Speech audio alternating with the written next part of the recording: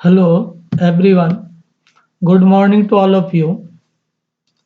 Today in this video, we are going to discuss about an important topic, superconductivity. Okay, so let us talk about what is superconductivity, Meissner effect, type 1 and type 2 superconductors, explain the variation of specific heat of superconducting material as a function of temperature. See here, before going too deep into superconductivity, we should know here what is superconductivity. Conductor, very popular name. We all know about conductors. थोड़ा सा पहले हम समझ लें कि conductor है क्या. जैसा कि हम लोग जानते हैं कि जब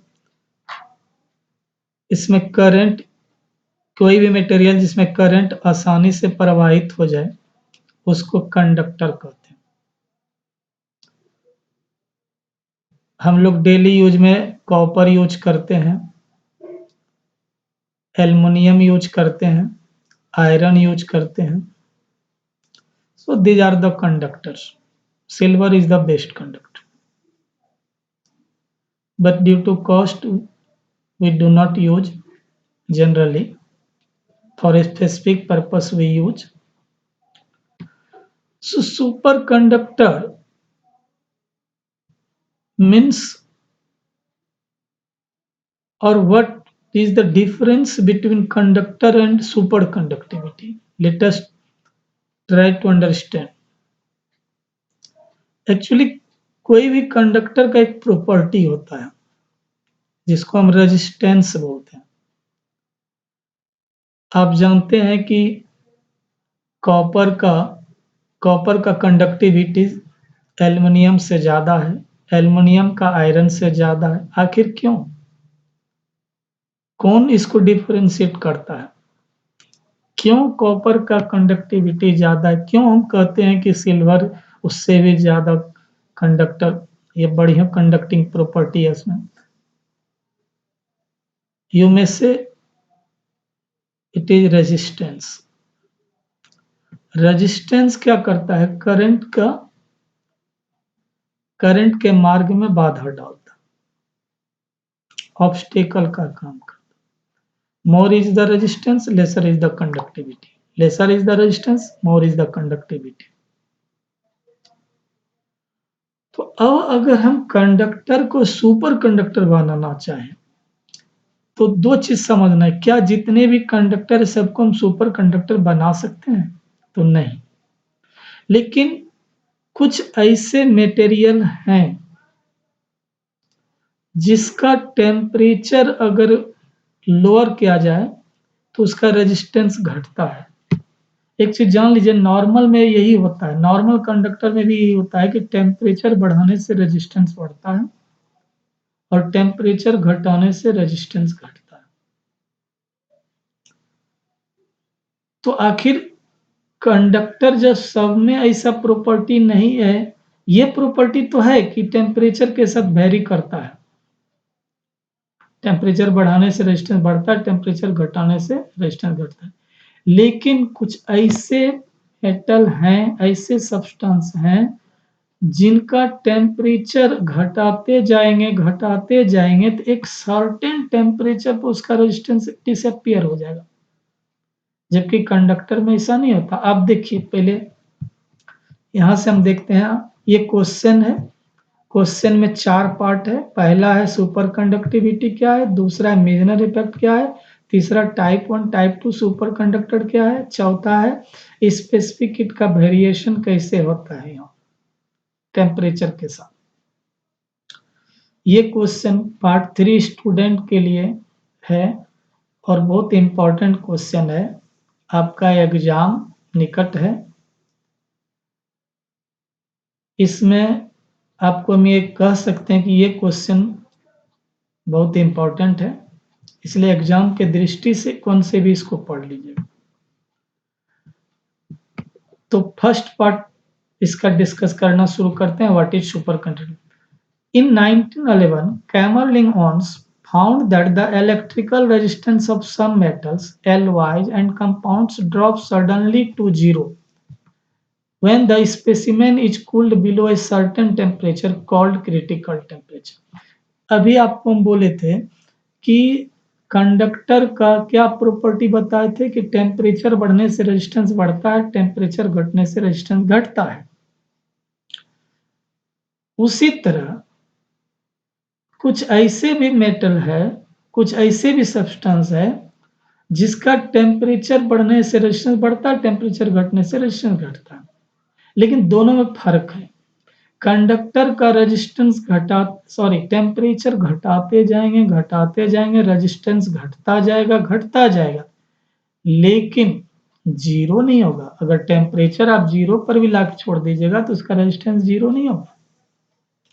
जबकि सुपर कंडक्टिंग प्रॉपर्टी जिसमें है, जिस मटेरियल में, जिस मेटल में, उसमें एक विशेष गुण होता है क्या कि टेम्परेचर घटाते जाएंगे, एक सर्टेन टेम्परेचर पर जैसे ही पहुंचेगा उसका रेजिस्टेंस सडन डिसअपियर हो जाएगा, सडनली वेनिश कर जाएगा। अब देखिए रेजिस्टेंस अगर जीरो हो जाएगा तो इसका मतलब उसका कंडक्टिंग प्रॉपर्टी तो इन्फिनाइट हो जाएगा, क्योंकि उसमें ऑब्स्टेकल कुछ रहा नहीं, बाधा कुछ रहा नहीं, स्वाभाविक है करंट इन्फिनाइट हो जाएगा, इन करंट आसानी से पास होगा।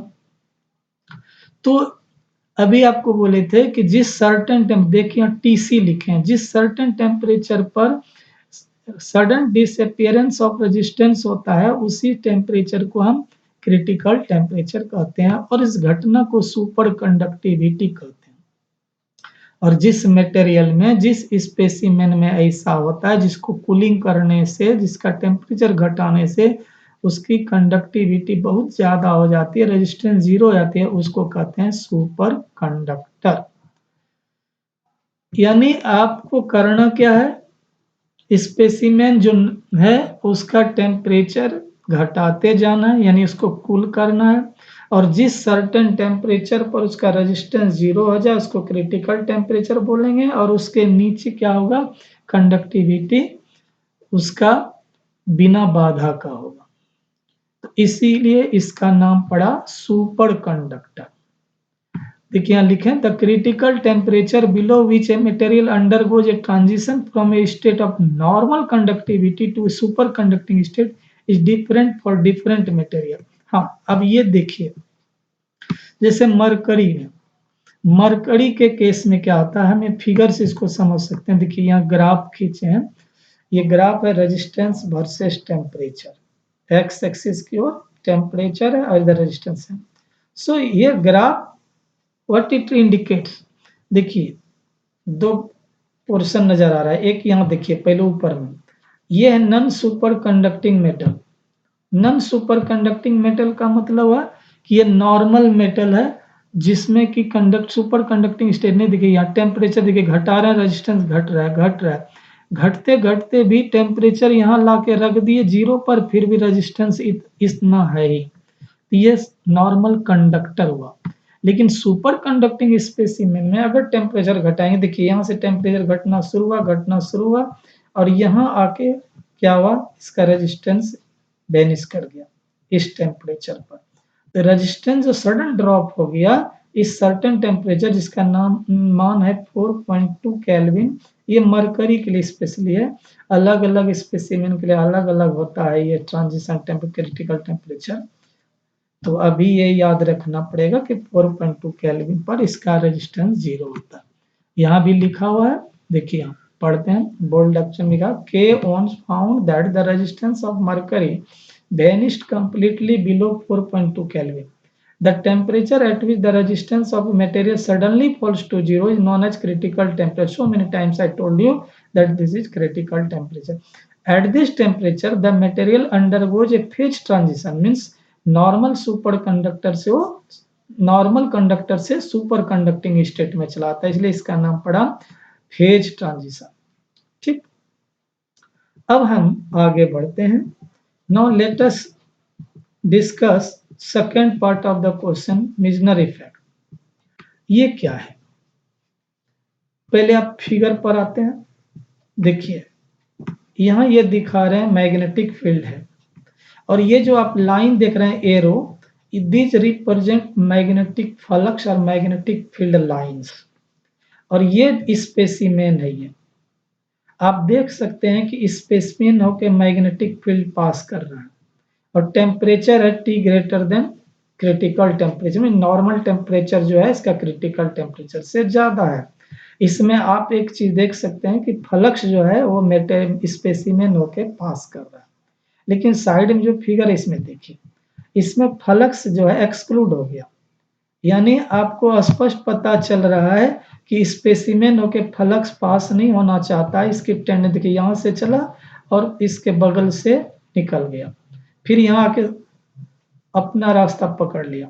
लेकिन इसमें क्या देख रहे हैं तब ऐसा कि दोनों में क्या अंतर है? तो इसमें T less than T C है, मतलब इसको इतना कूल किए हैं कि उसका क्रिटिकल टेम्परेचर से वो बिलो चला गया टेम्परेचर, और मैग्नेटिक फील्ड तो रखे ही है दोनों। तो देखिए, चाहे पहले कूलिंग कीजिए तब मैग्नेटिक फील्ड अप्लाई कीजिए, या मैग्नेटिक फील्ड अप्लाई कीजिए बाद में कूलिंग कीजिए, दोनों स्थिति में सेम रिजल्ट आएगा। ठीक है, देखिए यहाँ पर Mizner in 1933 that a superconductor expelled the magnetic flux, मतलब मैग्नेटिक फ्लक्स उससे निकल जाता है when it was cooled below TC, critical temperature के नीचे अगर ठंडा कहता है, in an external magnetic field, that is it behaved as a perfect diamagnet। आपको पता है कि मैग्नेटिक मटेरियल और material on the basis of magnetic property we divide into three categories. First you में से ferromagnetic, second paramagnetic, third diamagnetic.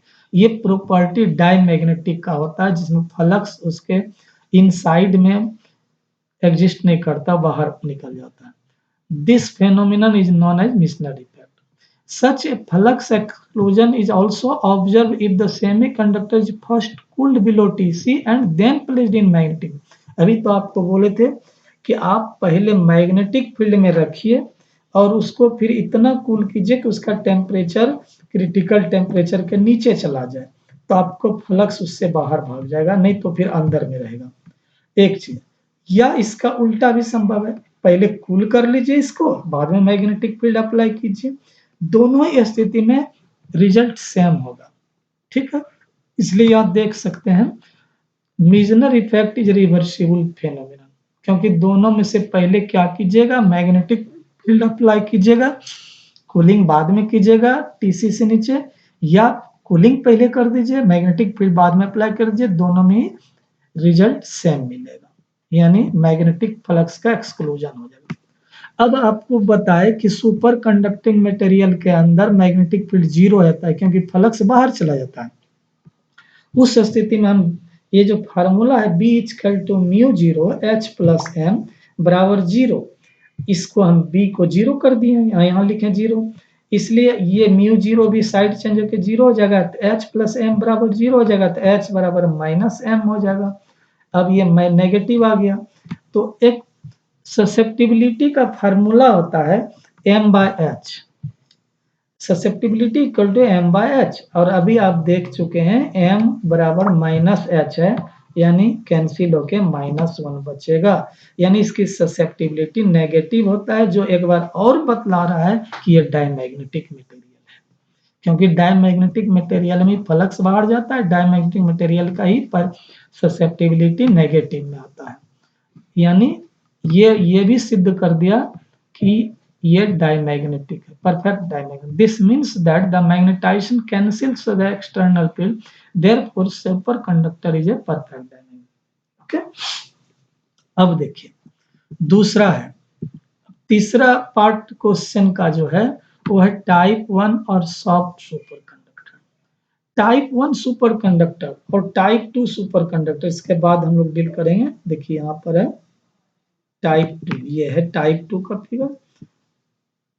ठीक है, यहां से टाइप 2 शुरू हुआ। टाइप 1 और टाइप 2 सुपर कंडक्टर में क्या अंतर है? देखिए, दोनों तरफ से समझिए, पहले फिगर समझ लेते हैं। ये है फील्ड, मैग्नेटाइजिंग फील्ड लगा हुआ है एक्स एक्सिस के, और मैग्नेटाइज इंटेंसिटी ऑफ मैग्नेटाइजेशन जो है वाई एक्सिस पर। इसमें आप देख सकते हैं कि एच के बढ़ने से एम बढ़ता है, बढ़ते बढ़ते बढ़ते यहाँ तक आता है, और ये फिर नॉर्मल ग्राफ जो है, ये मरकरी का फिर केस है। ये क्या है कि देखिए, टाइप 1 सुपर कंडक्टर किसको कहते हैं? अभी आप सीखे कि जिस स्पेसिमेन, जिस मटेरियल को कूल करने से, टेम्परेचर घटाने से रेजिस्टेंस अचानक गायब हो जाए, उसे कहते हैं सुपर कंडक्टर। इसमें भी दो कैटेगरी होता है, एक टाइप 1, एक टाइप 2। टाइप 1 मिजनर इफेक्ट का स्ट्रिक्टली फॉलो करता है। The superconductor which strictly follow the Meissner effect are called type 1 superconductor. The typical magnetic behavior of a lead, a type 1 superconductor is shown in figure। जिस figure की भी हम चर्चा कर रहे थे, ये लेड के लिए। This super conductor exhibit perfect diamagnetism. स्वाभाविक है, क्योंकि जब ये सुपर कंडक्टिंग है, इससे फ्लक्स एक्सक्लूड कर जाएगा, ससेप्टिबिलिटी एक्सक्लूड कर जाएगा, और ससेप्टिबिलिटी माइनस होगा, तो स्वाभाविक और डायमैग्नेटिज्म होगा। तो ये डायमैग्नेटिक प्रॉपर्टी शो करेगा, क्योंकि आपको अभी तुरंत बोले थे कि मिजनर इफेक्ट को ये स्ट्रिक्टली ओबे करता है। जो टाइप 1 सुपर कंडक्टर है जितने भी, वो मिजनर इफेक्ट को स्ट्रिक्टली फॉलो करता है। ठीक है। अब जैसे जैसे अभी आपको बोले थे कि जैसे जैसे एच का मान यहाँ बढ़ाइएगा तो एम बढ़ेगा। देखिए यहाँ लिखा हुआ है, एज द अप्लाइड, इस जगह थर्ड लाइन में, as the applied magnetic field is increased beyond H C, the field penetrates the material completely and the latter abruptly reverts to its normal resistivity। यहां तक देखिए, यहां तक ओबे किया, directly proportional H proportional M, but at this stage क्या हो गया, वो नॉर्मल स्टेज में चला गया। ठीक है, ओके। अब आइए टाइप 2 पर, उसका उल्टा कह सकते हैं। ये सुपर कंडक्टर ऐसा है जो कि मिजनर इफेक्ट को ओबे नहीं करता है, यानी magnetic field does not penetrate these materials abruptly at the critical field. The typical magnetization curve for PV BILY यहाँ दिखाएं, फिगर 5 इस जगह दिखाएंगे। ये देखिए यहां तक गया, और ये इस जगह से इस जगह तक, फिर यहां से यहाँ ये दूसरा पोर्शन है, यहां से यहाँ तीसरा पोर्शन है। ये HC1 डिनोट किए हैं, यहाँ HC2 डिनोट किए हैं। ठीक है। इसमें क्या होता है, देखिए, it follows from the curve that the field less than HC1 the material exhibit perfect diamagnetism। यानी यहां तक ये परफेक्ट डायमैग्नेटिज्म शो करता है, ये यहाँ तक। इसके बाद फिर इसका बिहेवियर चेंज हो जाता है।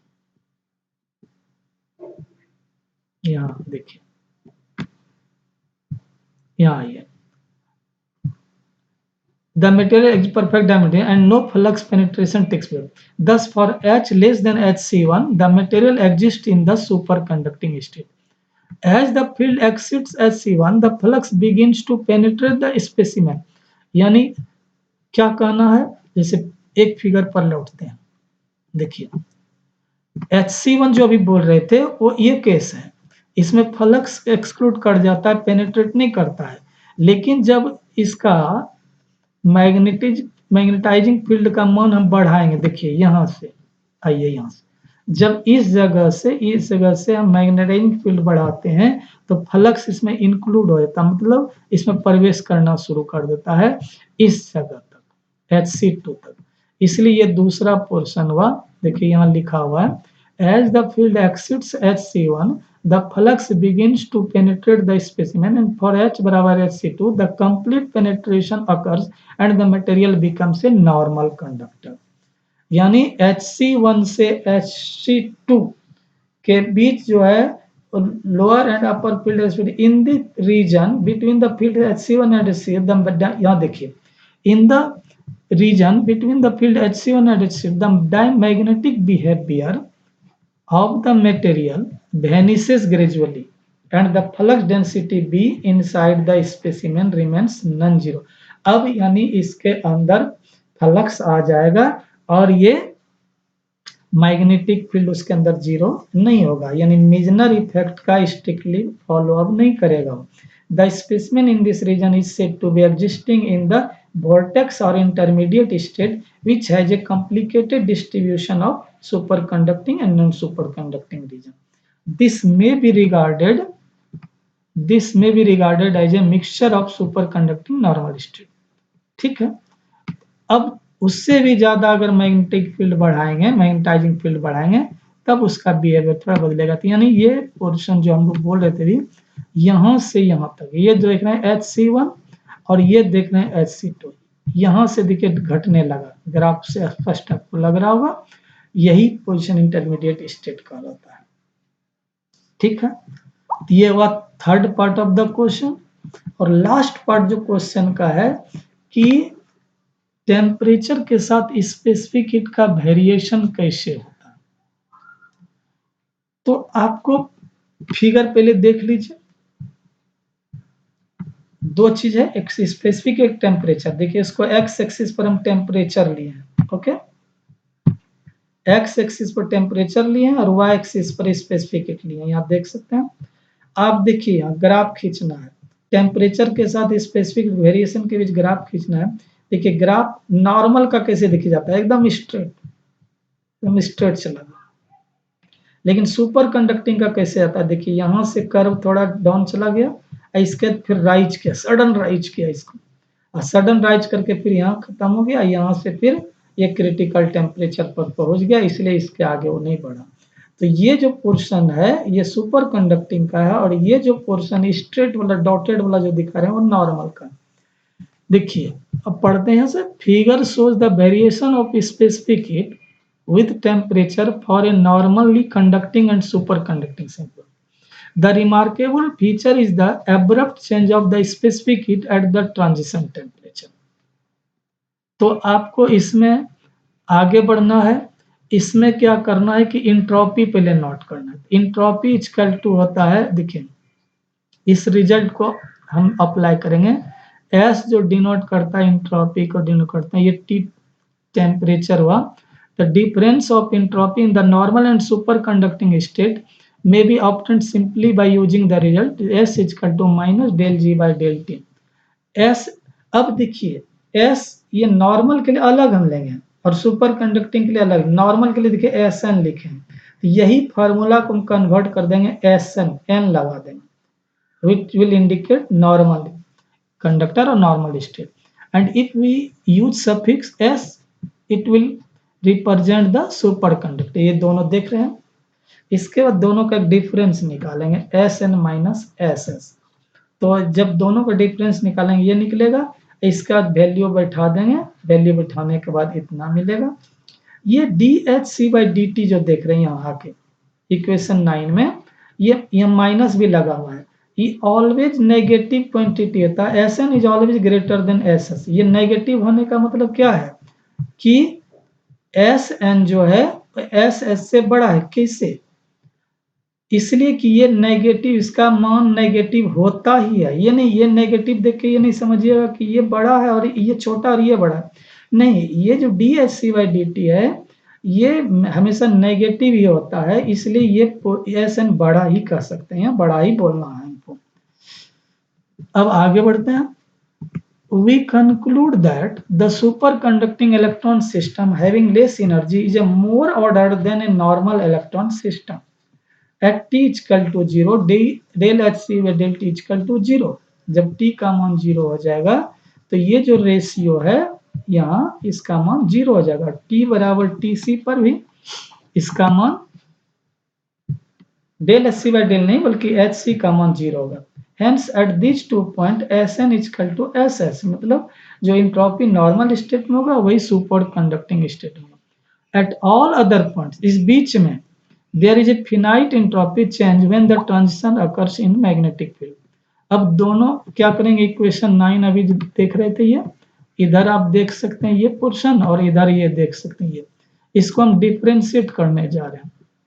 Differentiating both sides with respect to T, हमको ये मिलेगा डिफरेंशिएट करने के बाद।